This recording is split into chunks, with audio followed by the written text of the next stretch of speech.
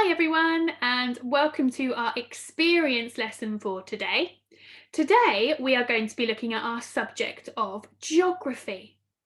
So I would like you, first of all, to recap what we learnt last time. So can you remember the 7 continents? Pause the video now and say them out loud. Off you go. Let's see how many you remembered. So we've got North America, South America, Europe, Asia, Africa, Antarctica, and Australia, sometimes known as Oceania. Well done if you got all 7 of those. Fantastic. Right now, can you remember our 5 oceans? Pause the video and say the 5 oceans out loud. Off you go. Right, see if you got them all. You should have the Pacific Ocean, the Atlantic Ocean, the Southern Ocean, the Indian Ocean, and the Arctic Ocean. Amazing if you got all 5 of those. Well done. Now, we are learning about the continent of Australia, and we are going to be looking today at a special part of Australia and learning a bit more about it. So let me share my screen with you, and then we will be able to see what our learning is for today. So, our learning objective is to understand the key physical features of Sydney, and this is in our remembering and understanding stage. So Sydney is a city in Australia, and that is where the school that we are going to be writing to is based. So we need to learn about Sydney. So today, to be successful, we need to be able to define physical geography. We need to be able to define human geography. We need to be able to describe the key physical features of Australia. And we need to be able to describe the key physical features of Sydney.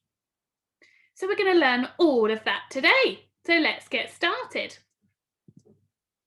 So there are 2 different types of geography, and we are going to be learning about both of them in our learning experience.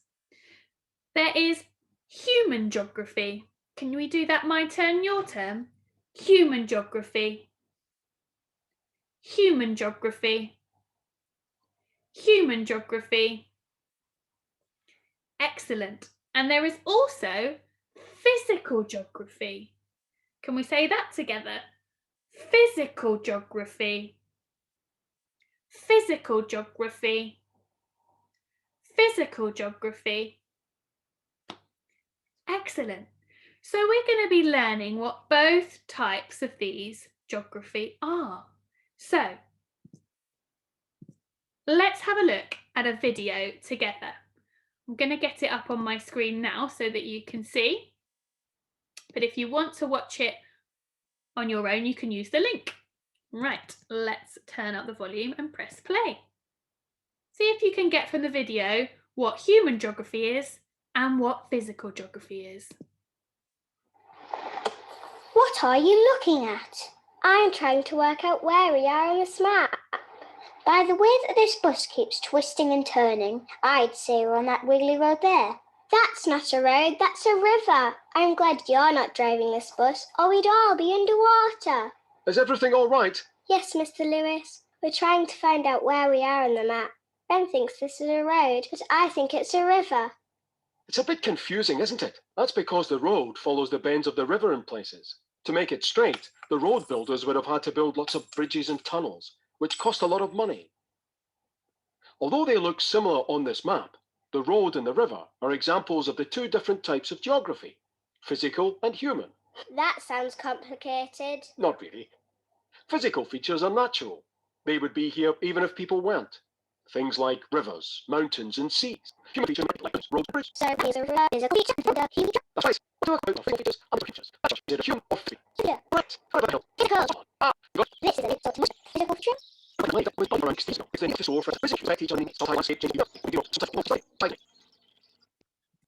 Brilliant. I really like that video. So hopefully now you have got a better idea of what the difference is between human geography and physical geography. So physical geography is something that is in our world that hasn't been built by humans. If we weren't there, if we weren't here, then those things would still be there, like mountains and hills and rivers. And human geography is things that humans have built that have changed the landscape. So, like churches and roads and houses. So, journal alert. Let's write down what human and physical geography are so we don't forget. So, here I have written human geography features are made by people. For example, houses, roads, bridges, and churches. Can you pause the video now and record what human geography is, please? Off you go. Well done. Right, next, journal alert, can we record what physical geography is? So look, I have put physical geography features would be there even if there were no people around. For example, seas, rivers, and mountains. So can you pause the video now and record what physical geography is? Off you go. Well done. Right, we're going to move on to our third success criteria now. So we're going to look at what the key physical features of Australia are. So remember, these are features of Australia that would be there even if humans didn't exist. So things that man hasn't made. So can you pause the video and draw yourself the beginning of one of our bubble maps? Off you go. Well done. Right, I have got us a wonderful video to watch, and it is all about different physical features of Australia. And Australia is an amazing country with so many different physical features because it's so big. So let's have a look at some of the physical features, and if you spot any, can you please write them down on your bubble map? Off we go, let's watch together.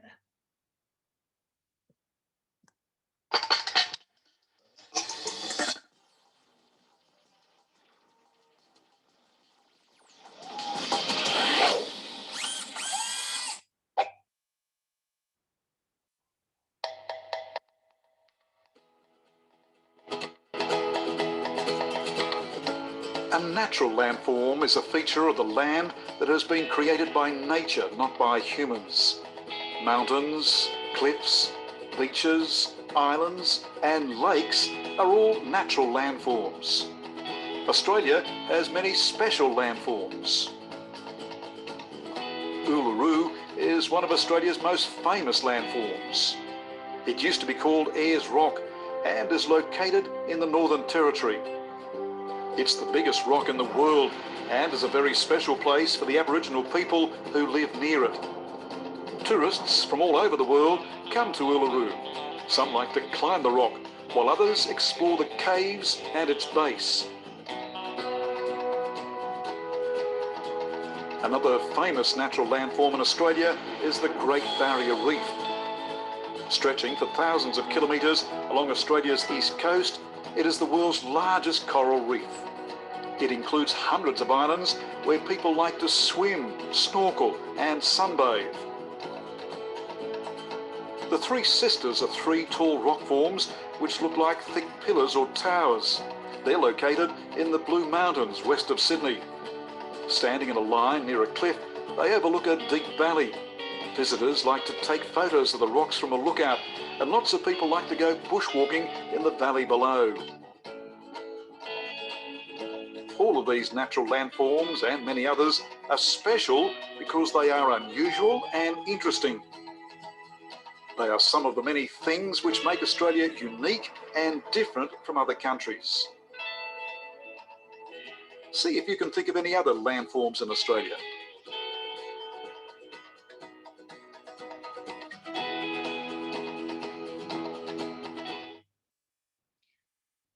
Isn't that amazing? So many different physical features of Australia. So you might want to rewind the video so that you can notice what they all are. But I would like you to now have a go at writing your own bubble map, including all the physical features of Australia all around the edge. So watch the video one more time and record all the physical features of Australia that are in that video. Off you go. Well done. Shall we have a look at mine and see if we got any that are the same? So I recorded Uluru, which used to be called Ayers Rock, and it said on the video it's the world's biggest rock, which was amazing, I thought. Then we've got the Great Barrier Reef, which looked so beautiful, didn't it? It was amazing. And I wrote that that was on the east coast of Australia, and that again, it's the world's largest coral reef. They seem to have lots of things that are the world's largest in Australia. I also saw the Three Sisters, and I learned that they are quite near Sydney, which is the city we're learning about, and that they are in the Blue Mountains. And then there was one more that I noticed called the Devil's Marbles, and I wrote that down because I thought that sounded really interesting, and I'd actually never heard of that before. So I might go and do a bit more research on what the Devil's Marbles are. So I'm sure your bubble map is full of so many more things than mine. I just did mine quickly because I needed to save a bit of time. So I'm looking forward, and I know Mrs. Jones and Mrs. Millett will be, to seeing your bubble maps all about the physical features of Australia. Well done. Okay, let's move on to looking at the physical features of Sydney. So now we're looking at a specific city in Australia. So like London is a city in our country, or Sevenoaks is a town in our country, Sydney is a city in Australia. And we are going to be looking at the physical features of Sydney. So seeing what features are there and would still be there if there were no humans. So could you pause the video and draw yourself another bubble map with the physical features of Sydney in the middle, please? Off you go. Right, it's time for you to do some research now. So I have put 3 websites here for you to have a look at, but also you could do your own Googling and find out your own information, or you might have books at home to help you, or I know some of you have got atlases as well. So can you do your own research and see if you can find out some physical features of Sydney and add them to your bubble map? Off you go. I wonder what you found out. Shall we see if we got any similar? So here was mine. I managed to find from those websites that some of the physical features of Sydney are Prospect Hill. I saw that they have lots of rural meadows surrounding Sydney. The Blue Mountains, which we learnt in the first video. There's the Nepean River, but there were some other rivers as well, weren't they? I wonder if you wrote all those down. I didn't know that Sydney actually had lots of islands surrounding it. Islands like Shark Island, Cockatoo Island, Clark Island, think I should go and visit that one, and Snapper Island. So lots of islands around Sydney. I never knew that. And there was also Bondi Beach, which is a world famous beach I saw, popular with lots of surfers. So those are the physical features of Sydney that I found and that I recorded on my bubble map. I'm sure you got loads more than me. Right, time for your main task of the lesson today. I would like you to see if you can make a collage out of all of Sydney's physical features. Now you could do this in 3 ways. If you've got a printer, you could print off some pictures of the physical features of Sydney and make them into a really beautiful collage using your glue and cutting. Number 2, if you don't have a computer, if you're using an iPad or an iPhone, then you could maybe do some drawings of each of the physical features and make a collage that way, a really nice, beautiful drawing collage. Or the third way, you could do it like me. I haven't got a printer, but I have got a computer. So I found some images from the internet, and then I have written above each one what they are. And I was really excited because I managed to find out how Mrs. Jones writes on her PowerPoints. So if you search in here on Microsoft Word, tell me what you want to do. If you type in pens in there, it gives you the option to write on Microsoft Word. That was really exciting for me. So I created mine in this way. So that's up to you. You've got 3 ways you can do it. Print and cut and stick, drawing a picture of each of the physical features, or finding pictures on the internet and making a collage on Microsoft Word. Pause the video now and have a go at that task. Off you go. Right, last thing we've got to do. I'm so excited to see all these collages, but the last thing we need to do is our reflection. So, for your reflection, you can say this out loud. You could get an adult to write it for you, or you could be superstars and write it yourself. What is it that you have learnt today? What have you learnt from our geography lesson?